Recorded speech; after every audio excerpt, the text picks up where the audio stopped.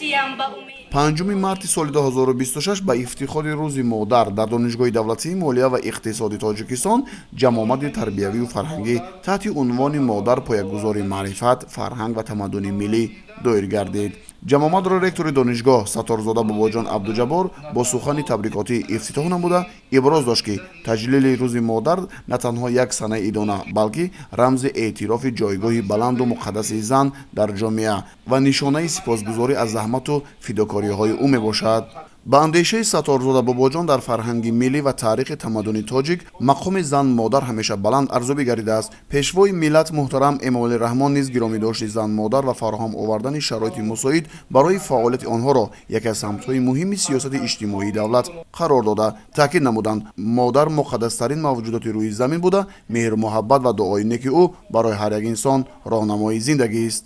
зикр гардид ки имрӯз дар донишгоҳи давлатии молия ва иқтисоди тоҷикистон бонувону донишмандони масъулиятшинос дар рушду такоммули илм ва омода намудани мутахассисони баландихтисоси соҳаи молия ва иқтисод саҳми назар аст мегузоранд. занону модарони арҷуманд бо заҳмати содиқона, ҷаҳонбинии фарох ва масъулияти баланд фазои илмӣ, тарбиявӣ ва маънавии донишгоҳро ғанӣ гардонданд.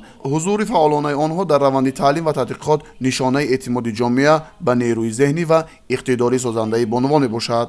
аз ин рӯ таъкид гардид ки эҳтиром ба модар набояд танҳо ба як рӯзи маҳдуд шавад. қадршиносӣ, ғамхорӣ ва аршгузорӣ ба модар бояд фарҳанги ҳамешагии зиндагии мо бошад, зеро эҳтиром ба модар эҳтиром ба инсон, ба оила ва ба ояндаи миллат аст. дар идома муовини раиси кумитаи кор бо занон ва оилаи назди ҳукумати ҷумҳури тоҷикистон одиназода чаманоро рустам ҳозиринро аз номи раиси кумита бунавша файзиддинзода табрик намуда иброз дошт ки модар офарандаи ҳаёт, пайвандгари наслҳо ва сарчашмаи меҳру муҳаббат мебошад. маҳз ба ҳамин хотир мардуми тоҷик ба ин фариштаҳои беҳамто арҷ мегузоранд. қайд гардид ки мактаби бузурги модар аз муҳаббат, тарбият, дӯстиву ҳамбастагӣ оғоз меёбад ва барои фарзанд аз он беҳтар мактаб вуҷуд надорад. бо назардошти мақому манзилати зан модар бо талошҳои пайвастаи пешвои миллат муҳтарам эмомалӣ раҳмон аз соли 2009 инҷониб рӯзи байналмилалии занон дар ҷумҳури тоҷикистон расман ҳамчун рӯзи модар таҷлил мегардад.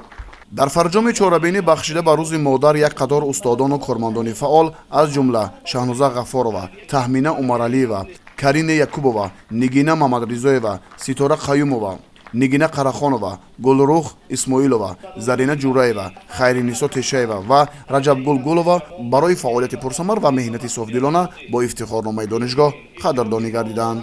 ҳамзамон ба доценти кафедраи фанҳои гуманитарӣ фирӯза абдулвоҳидова нишони аълочии маориф ва илми ҷумҳури тоҷикистон ва ба корманди раёҳасати хоҷагию маъмурӣ сокина наврӯзова ва гулбаҳор миралиева сипосномаи кумитаи иттифоқи касабаи кормандони илм ва маорифи ҷумҳури тоҷикистон супорида шуд.